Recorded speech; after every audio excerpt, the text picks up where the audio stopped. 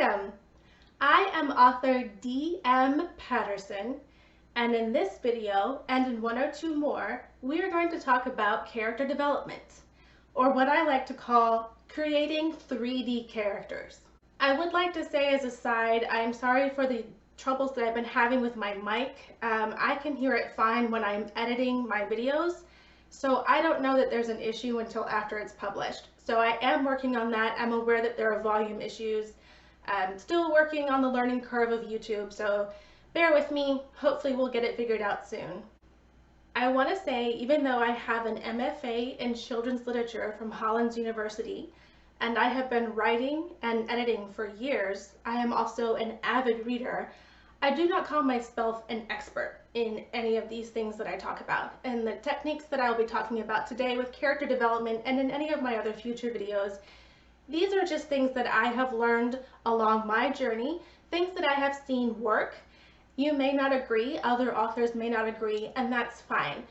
The beautiful thing about writing is you find what works for you and what doesn't work for you, and it may not be what works for me, and that's fine.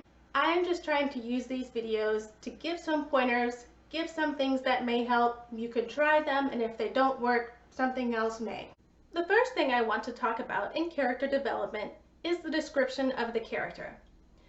Now, I could probably talk the entire video just on description alone, but I'm not going to. This could be something where I dive into more specific details later on. And if you have any questions or something you would like for me to expound on, comment below and I can come back to this.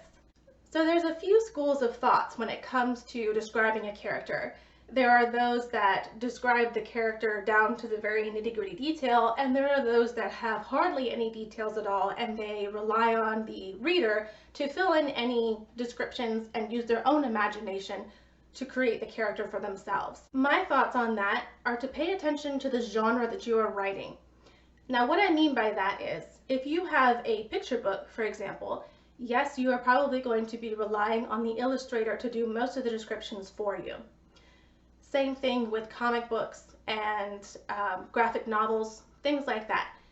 Chapter books sometimes also have illustrations in there too. So when it comes to something that has illustrations in it, you don't necessarily have to have a lot of the descriptions in the prose, but if it's important to the story, like this example, this is called The Rough-Faced Girl, written by Rafe Martin and illustrated by David Shannon. This is a wonderful book. My friend Heroine Bob, that is her online name, she gave me this book. This book is about a girl who has a rough face. It's a nice way of saying how her face looks. And it's about how the people in her life, they talk about her, you know, she has pretty sisters who kind of preen around her and make fun of her. The way that she looks in her description is a huge part of the story. So it is part of the prose, even though there are illustrations. I'm sure you can also think of other examples where even though there are illustrations, such as in a picture book, a comic, a graphic novel, some chapter books, the author understands that there is something about the character's description that needs important emphasis, so it's also written into the prose of that story. Another example of thinking about the genre you are writing is there's high fantasy and science fiction versus low fantasy and science fiction. And what I mean by that is, if you can think of this as a platform where our world is. So this is our world. We are writing in our world as it is today, or potentially, you know, a historical world, but there's nothing unique about it. And then the higher you get away from our world, which is down here, the higher your science fiction or your fantasy is. So if you're up here, you are creating entirely different worlds that do not correlate, in any way connect to the world that we are in now. So again, this is our world. High science fiction, high fantasy is going to be up here and not connected or correlated at all to our world. Now, if you're writing up here, I would say it's very important that those descriptions be in there and that your world and your characters are very solid in your mind as you are describing these things, because we as the readers who are grounded here in Earth do not have your world in our heads. You have to paint that for us. So when it comes to characters for high science fiction and high fantasy, you're going to need more description. Now again, I'm going to add this caveat here because there are some people who would say, no, if you're up here in high science fiction and high fantasy, then you don't need to be creating that description. People can imagine it for themselves. Okay, well then in that case, I would say consider your audience then. If you are trying to do something that is high fantasy for young adult, I would say those details in that description are far more important than writing high science fiction or high fantasy for potentially someone who is much older, who has been reading high science fiction and high fantasy for much longer. So again, there's always going to be someone who comes back and disagrees with me, but it is important to keep the genre in mind, and also in some cases the audience, to help you decide how much description of that character needs to be there. Another example of keeping genre in your mind would be YA novels. YA novels have become a huge genre recently, and it's not just for teenagers. I love YA novels. I have found that some of the books that have impacted me most are YA novels. But if you think about the audience, at least the intended audience, maybe not me, but the intended audience for a YA novel, they are teenagers who are very interested in their appearance. They are finding out who they are developing their identity. So descriptions of your characters are probably going to be more important for those readers. Mostly so they can find things that they can identify with, something that is familiar to them in those characters. It just adds a little bit of that 3D arc that we need, that liveliness, the humanity that we need in those characters for us to relate to. And you can also have fun with some of your descriptions and create something about that character's description that makes them fun or relatable or just quirky. And I'll give you a real life example for that. I am 5'1" and my husband is 6 foot tall. We have been together for 13 years and he still has not stopped joking me for how short I am. I guess you can say he is not short on jokes.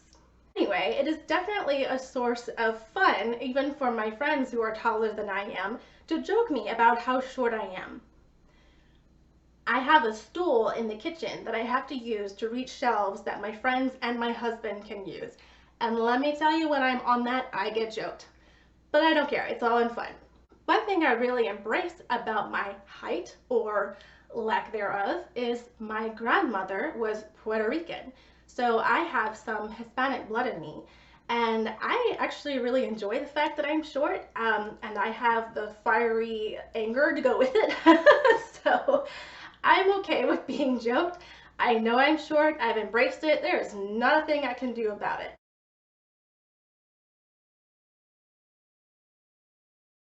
And it's something that even after 13 years, my husband and I can find something to laugh about. So even if you pick something that is not incredibly unique, it can be something that really draws that character out and really makes it a little bit more 3D. I fall on the side of liking more description for characters as opposed to less, just because I really enjoy seeing what the author has created. I would advise, even if you do not want to detail your description of your character in your novel or in your piece of work, that you still have a very solid idea of that character's description in your mind, because you don't want to accidentally have something that's inconsistent that the reader will pick up on. A recommendation I have for really quick character descriptions would be the Sir Arthur Conan Doyle's Sherlock Holmes series. I absolutely love reading Sherlock Holmes, and there are some whip-fast character descriptions in those short stories. Sir Arthur Conan Doyle is able to put together a character for you that comes into Sherlock's office with just a very quick line. So I highly recommend that as some examples of things that you can do to throw some descriptions in there that at least gives a little bit of form to your character. The second thing that you can do to create a more 3D character is interview them. If you go online and just search character interviews, a lot of character interviews come up. I don't even have anything very specifically that I can recommend because I just did a really quick search and there are so many options for you. And I highly recommend this. Even if you don't put everything into your story, the more solid your character is in your mind, the more solid they're going to be on paper. Even if you know their favorite color is red and it never comes up in the novel, in your mind that character is far more solid by knowing these small things, and they will read more solid. The interviews that I have found ask so many great questions that will really help you even develop the plot line. So I would absolutely highly recommend you finding an interview online and interviewing your character, and characters plural, not just your protagonist. You want to make sure your other background characters or the sidekicks or whoever else it is that you have in your story also have some 3D dimension to them. You do not want one really amazing 3D character and everyone else behind them flat. It's not going to read right. It's not going to be smooth. You do want some pop in your other characters. They need a sprinkle of description. They need some personality. Do the interviews for them as well. And again, not everything is going to make it into your novel, but the more solid they are in your mind, the more solid they're going to read for your readers. The third thing I would recommend is give them a hobby. Now I know that sounds really funny, but it's really enjoyable to see people's personalities in their hobbies, because what they choose as a hobby, what they choose to do when they don't have to do it, like perhaps their job is something they have to do. Going to school is something they have to do. But what they choose to do on their own says a lot about that person. Are they athletically minded? Are they artistically minded? Do they love reading books? Are they authors too? Do they collect very unique things? Having a hobby is just as unique as the person themselves, and it really brings that out without you having to really say much about their personality, which is actually going to be number 4. Think about the people in your lives and what kind of hobbies they have, the things that they choose to do on their own time, and think about how that relates to the person you know they are. Again, we're coming back to potentially creating a character that is relatable to somebody. No, you don't have to have a character that's relatable, and we can talk more about that too. I absolutely could not relate to someone who loves being a scuba diver because I hate being in the water, and I'm pretty sure I would have a panic attack if I had that suit on me and someone dumped me in the water. But it would be cool to read about someone who's a scuba diver. I know if you end up doing the character interviews, it probably says, does this person have a hobby somewhere in that interview? And it's because hobbies are really interesting. Hobbies are very fun to play with. And what you have your character decide to do on their free time says a lot about who they are. And it says a lot about us as people, what we do in our free time. The last thing I want to talk about in this video is making sure they have a personality. Now, I know that sounds super obvious and everyone has a personality, but it's actually hard to write a personality into somebody. And it's actually hard to remember that that person's personality, the character, may not necessarily be yours. Sometimes it's hard to write a personality that you don't have. I'm sure it's possible. You can think about some books where you go back and think about that character and think, I don't really know what their personality was. Yeah, they had great dialogue. Yeah, the plot was great. Yeah, the character did some pretty cool things, but I don't really know who they are. I don't really know what their personality is. I don't know if I would want to hang out with that person. A personality for your character can come about when you're interviewing that person and potentially thinking about what kind of hobbies they would like. And this is another thing that you can look around, look at your friends, look at the people that are around you, look at your coworkers. Consider what kind of personalities they have and how that influences the way they talk, what they do, how they act. Your character's personality is going to say a lot about them, how they react to other characters, how they react to the plot and what's going on. You really can't have a 3D person without adding that personality in there. And make sure they have that flaw. Character flaws are so important because, again, it makes them relatable. It makes them human. All humans err. All humans make mistakes and do things they regret. And their personality is going to bring a lot of that out. How do they react to their mistakes? How do they react to other people's mistakes? Things like that. That's part of what makes them 3D. I would also encourage you as an exercise to think about one of your favorite characters and what it is that makes that character your favorite. Are they deep? Is it their personality? Is it what they did? Is it how they talked? What is it that brought that character to your mind as your favorite? And dive into that and make your character something that other people would think of as their favorite character.